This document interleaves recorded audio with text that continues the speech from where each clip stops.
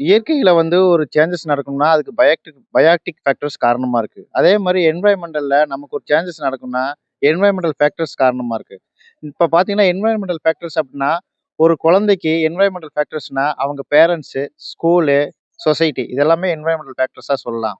அதுல பார்த்தீங்கன்னா, ஒரு குழந்தை ஒரு பையன் வந்து ஒரு இளைஞர்கள் வந்து ஒரு போதை பழக்கத்துக்கு அடிமையாகுற காரணம் வந்து என்ன காரணம்னு சொன்னோம்னா, அதெல்லாம் வந்து இந்த என்வைரன்மென்டல் ஃபேக்டர்ஸ் வந்து அவங்கள இம்பாக்ட் பண்ணுது.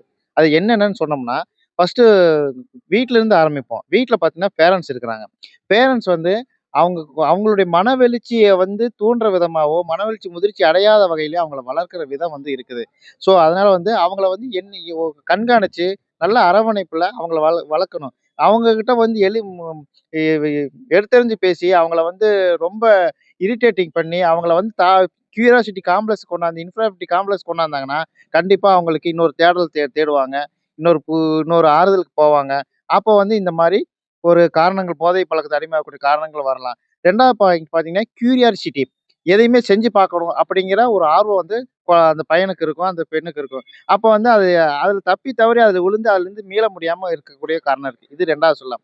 3வது வந்து ஸ்கூல் லைஃப்ஸ். ஸ்கூல்ல வந்து ஆ ரேலி போறாங்க. போதை பழக்கத்துக்கெல்லாம் வந்து அ அ எதிர்த்து ரேலி போறாங்க. அவேர்னஸ் பண்றாங்க. ஆனா அத வந்து கிளாஸ்ல வந்து டெய்லி ஒரு 1 ஹவர் வந்து ஒரு பீரியட்ல அவங்களுக்கு எடுத்தாங்கன்னா, அது அவங்களுக்கு வந்து ஆ அத இது பண்ணி மாரல் இன்ஸ்ட்ரக்ஷன் மாரி அவங்களுக்கு கொண்டு போலாம். இதெல்லாம் வந்து பண்ணாங்கன்னா, அவங்களுக்கு இதுலருந்து வெளிய வரக்கூடிய ஒரு சூழ்நிலை வாய்ப்பு இருக்கு. 3வது பார்த்தீங்கன்னா, இந்த மாரி வந்து பீர் பீர் குரூப்ஸ்ன்னு சொல்றாங்க. அவங்களோட நட்பு வட்டாரங்கள். அந்த நட்பு வட்டாரங்கள்ல ஒருத்தர் தப்பி தவறி அந்த பழக்கத்துக்கு அடிமையானாங்கன்னா, இன்னொருத்தர் செய்ய சொல்லி வற்புறுத்துறது. இந்த மாரி வந்து வற்புறுத்தினாலும், எப்படியும் வாழலாம், அப்படி இல்லாம இப்படிதான் வாழணுங்கிற ஒரு நெறிமுறைய வந்து காந்தியடிகள் நமக்கு சொல்லியிருக்காரு. அந்த மாரி நம்ம விவேகானந்தா, காந்தி அந்த அளவுக்கு நம்ம வேண்டாம்.